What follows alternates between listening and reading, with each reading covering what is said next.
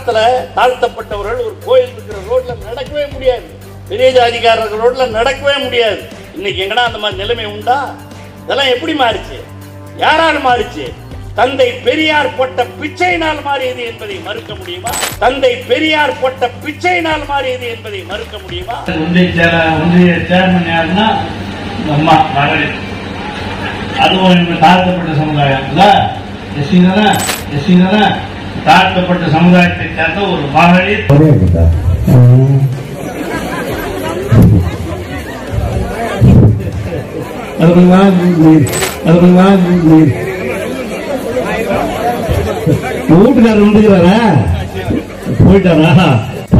பழைய தகரப்பெட்டியை தூக்கி கொண்டு சென்னைக்கு வந்தவர் அல்ல தலைவரை பத்தி.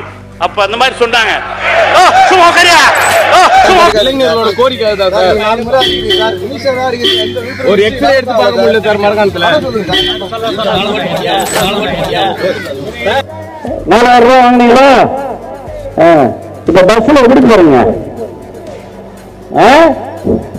இங்க இருந்து கோயம்பேடு போகணும்னாலும், இங்க இருந்து எங்க போகணும்னாலும் எல்லாம் பஸ்ல போறீங்க. இந்திய கமிஷனர்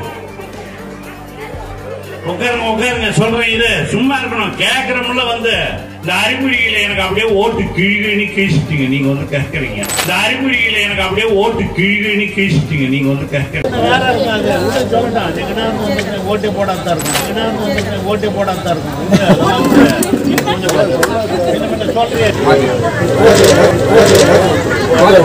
முன்னாடி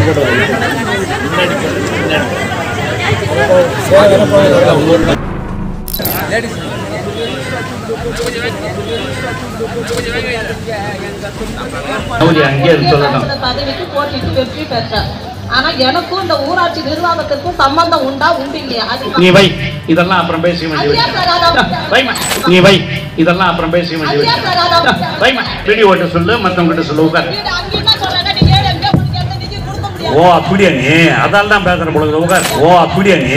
அதால் வருமானத்திற்கு அதிகமாக சொத்து குவித்த வழக்கில் பொன்முடிக்கும் அவரது மனைவிக்கும் தலா 50 லட்சம் ரூபாய் அபராதம் என்பது விதிக்கப்பட்டிருக்கிறது. 3 ஆண்டுகள் சிறை தண்டனை என்பதை தற்போது நீதிபதி ஜெயச்சந்திரன் தண்டனை விவரங்களாக அறிவித்து வருகிறார்.